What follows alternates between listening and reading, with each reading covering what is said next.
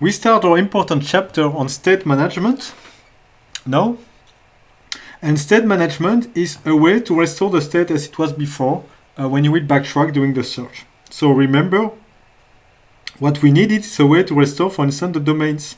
Okay, but this is not the only thing that we need to restore. We also need to restore all the constraints that were added inside the node. When you backtrack, they need to disappear. Because when you post a constraint, here, for instance, you post x different from 5, when you will backtrack, the constraint that you have posted inside your solver should also disappear. Okay, so posting a constraint is also a reversible operation. And all these functionality are implemented with the state restoration mechanism. So the state manager will do the thing like saving the state. Okay, so you can save or push the state, and you can also restore the state exactly like a stack of state. And this is also why it's a stack. And this is because it's a stack that we use depth first search. Okay, the state manager is an interface. What you can do is store the level of storage that you have. You can save the state, restore the complete state, restore the state up to a level, and you can be notified when you want to restore the state. And you can also here do something inside a closure and then restore the state just after. Okay, and you have some factory method, for instance, that we just have used in the example to create a state integer, which is a kind of magic integer that is able to restore its state on backtrack. Okay, so you have some factory methods here.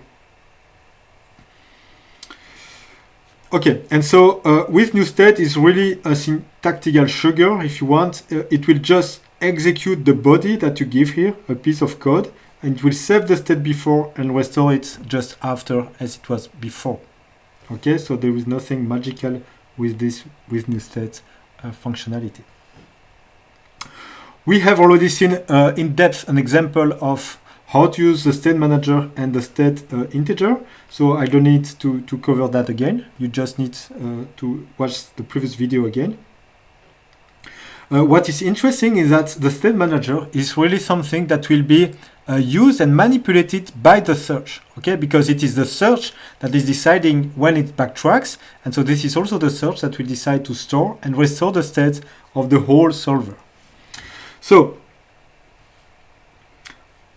the state manager is here, okay? It's stored inside the depth first search, and the depth first search is called here, okay?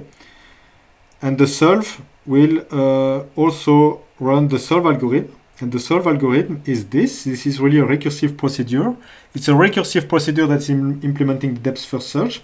It will first generate all the branches, all the decisions that you want to execute, and typically there are two decisions, the left branch and the right branch. You get them here, okay? And then for each of the branch, you will create recursively here. This is your closure.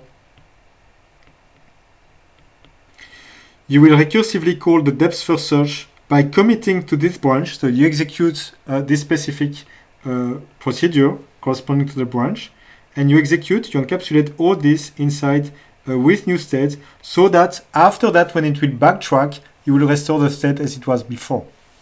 Okay, so this is a very elegant piece of code that is dealing with the state management and restoring the state for you during the depth first search exploration. Okay, and this is completely orthogonal. So the constraints are not aware that they are restoring the state. The variables are not aware that they are restoring the domains.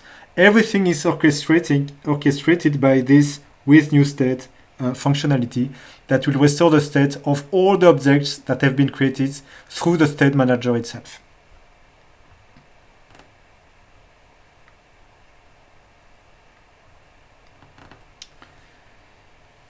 And this is equivalent, if you don't want to use the with new state, this is equivalent to saving the state before and restoring the state after when you recover from the recursive call here. This is really the recursive. The recursive call is here, and when you backtrack, you restore the state as it was before. Okay, and look here, this is also where you catch the inconsistency exception. If you catch the inconsistency exception here, okay, you also restore the state after, and you do not further continue the recursive calls. So this is how the depth first search is implemented inside MiniCP. And if you prefer a visual explanation of the depth first search, this is what happens. So you get two decisions, okay, which are constraints to post on the left and the right branch. The state manager will store the state, then it will post the constraint, so execute the body, if you want, the body of the left branch. And then on backtrack, it will restore the state, okay, as it was before. So this is for the state management, okay? And for the state management, we will see that there are two different strategies that you can put in place. There is the eager strategy that consists in copying everything, and there is a lazy strategy. Two possibilities. The two are implemented inside MiniCP, but this one is by far the most efficient one.